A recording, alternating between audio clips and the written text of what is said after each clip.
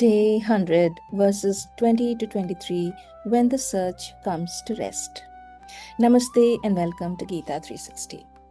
Yesterday, the Gita described the mind of a yogi as a lamp placed in a windless place. As desires, fears, and distractions begin to lose their hold, the mind becomes steady and still. Today, the Gita describes what becomes possible when the mind reaches that state of stillness.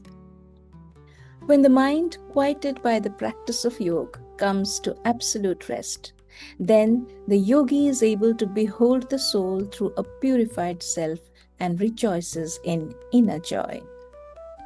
This verse describes a state in which the mind, disciplined through the practice of yoga, attains absolute stillness and quiet. Until now, the mind has been occupied with the search for fulfillment. It moves from one desire to another, from one goal to another, believing that satisfaction lies somewhere outside itself. This verse describes what happens when that search comes to rest. When the background chatter finally stops, the intellect is no longer distorted by passing anxieties, biases, or immediate emotional reactions. It becomes a clean mirror. For the first time, we are able to see our own nature clearly, free from external labels and rules. In that clarity, we discover a completeness that lives within us.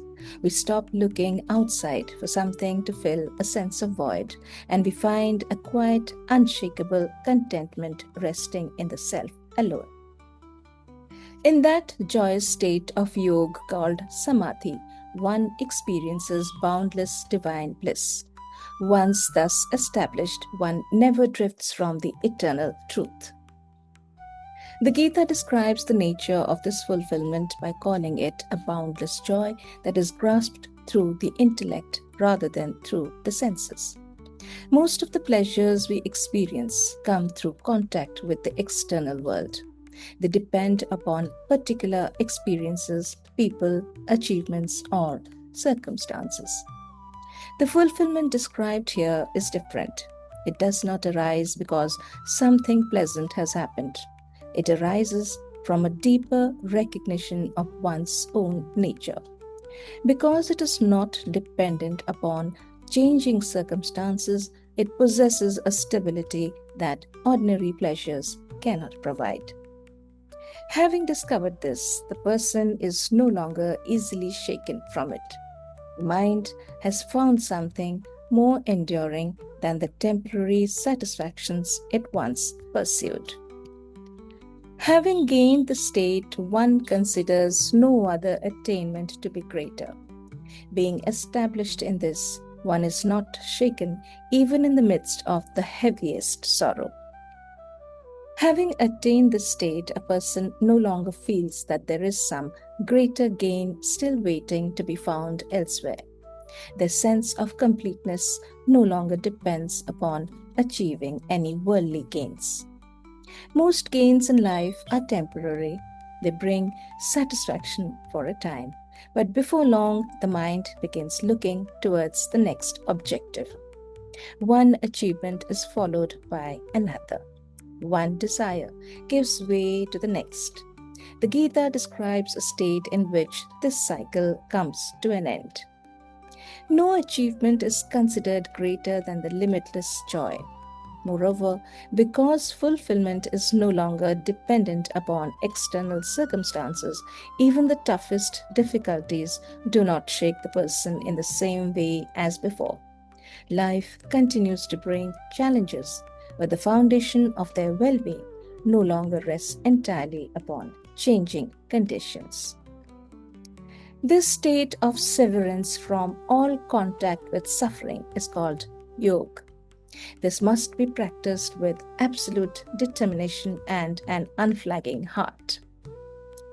One of the most striking definitions of yoga is when it is described as separation from all contact with sorrow.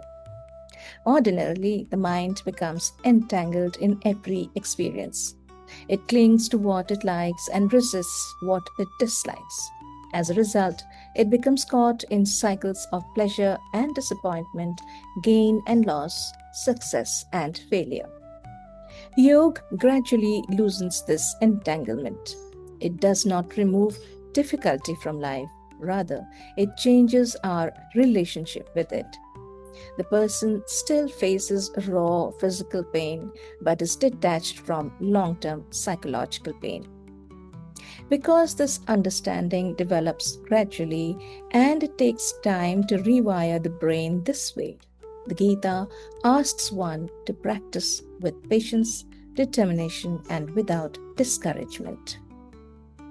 When people first approach a spiritual practice, they often do so for practical reasons.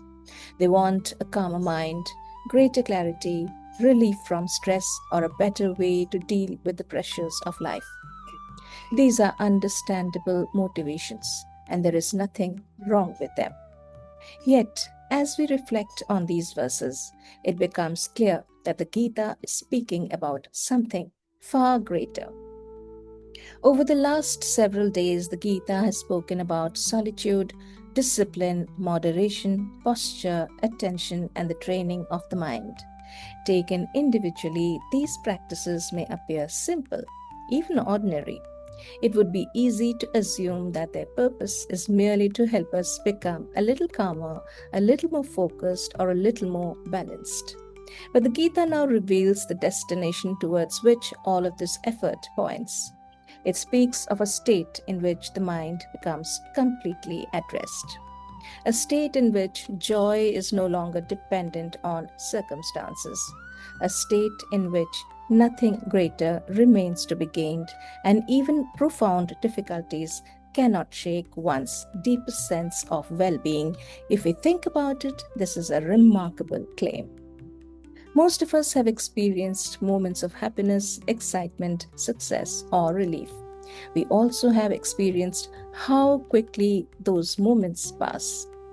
The mind soon returns to its familiar movements, searching, comparing, worrying, planning, and wanting. The Gita describes a state that is fundamentally different. Not a passing experience, but a transformation in the very way a person relates to themselves and to life. Perhaps this is why it defines yoga as freedom from sorrow. Not because life becomes free of challenges, but because the practitioner discovers something within themselves that is deeper and more enduring than the changing experiences through which most of us seek stability.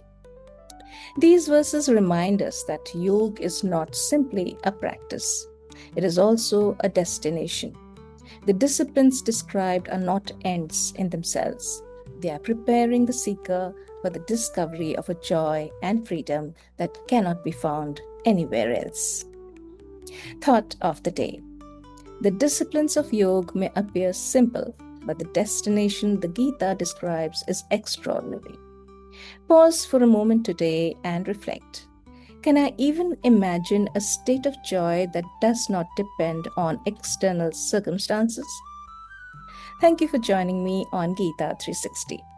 May we become a little more aware of where we seek fulfillment and a little more willing to question whether it is truly lying there.